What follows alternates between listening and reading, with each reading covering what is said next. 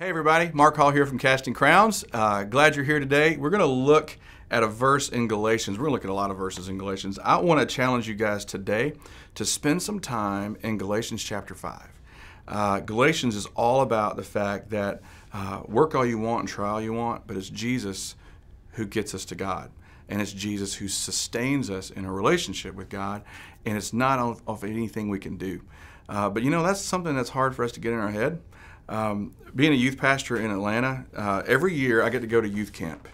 And a lot of things you can say about youth camp, especially if you're like me and you have to stay in the middle school cabin.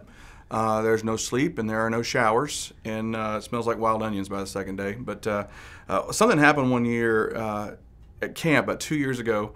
There's this big swimming pool, and everybody goes there in the middle of the day because there's nothing else to do, right? A big springboard diving board, and those are the cool diving boards, right? So they're real long, and nobody has those anymore at their house. So, man, the line is always a mile long to get on the springboard. So we're all out in the pool just chilling, and it becomes a bit of a let's watch what the person's going to do, you know? And you get in line for a springboard, and there's always like 20 people in front of you, and you've got all these ideas of what you're going to do. But then suddenly it's your turn and you totally freak out. You're like, oh, what am I going to do? Everybody's watching me, right? Well, there was this kid one year that, how can I say, he was hefty. He was portly. He was much to love. I'm a big guy. I can say this, right? So this guy gets up there and he got on the board, and I knew he was going through the pressure, right? Everybody's watching him. They're all starting to cheer or not cheer, so it's a lot of pressure. He gets on the board, and I guess somewhere on the first bounce, he thought, I'll do this kind of dive. And then as he bounced up, he thought, no, I'll do this kind of dive. And something happened, and he just kind of went like this. He hit the water with a clap that made you shudder. It's one of those that you could hear everybody, even under the water, he could hear everyone go, oh, right? And I knew the poor guy just wanted to stay under the water. Just let me live here. I don't want to ever come up, you know. He finally comes up, and there's already 2 more people diving. Everybody's forgotten about him. So, man, he gets up, and he kind of sits down for a little while. I'm checking him out because youth pastor guy, you're always making sure everybody's okay. And he gets back in line. And he starts working his way through line, and I'm like, okay, come on, you can do this, don't give up. So he's about 2 from the going. 2 guys in front of him. It's always the little girl that does the little swan dive every time, right? And so she does her little thing, and as soon as he puts his first foot on the board, you hear this cheer start from the crowd in the pool. Belly flop, belly flop, belly flop. And it just gets louder and louder and louder. And I see this guy, and you can tell that's not what he was thinking about doing. He's thinking, I'm going to get on this board, and I'm going to nail the thing that I was going to do the first time, right? I'm going to show everybody that I can do this. And now he's hearing the cheers. And I can see him just thinking this through. And somewhere between stepping on the board and getting to the end, he decided, okay.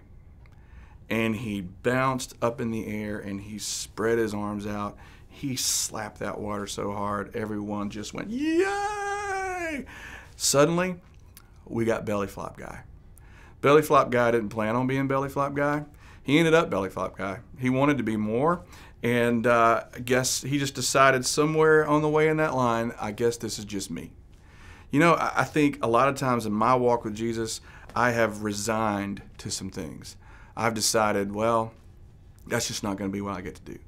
You know, dealing with dyslexia and ADD growing up and always trying to stay in the back of the crowd, it didn't really bother me after a while. You know, I heard pastors talk about, man, God's given you gifts and God's given you ministry, and you're going to go be all these things, you're going to do all these things. And I would believe it, just not for me. So I'd pick out all the people in the church that I thought could really do that.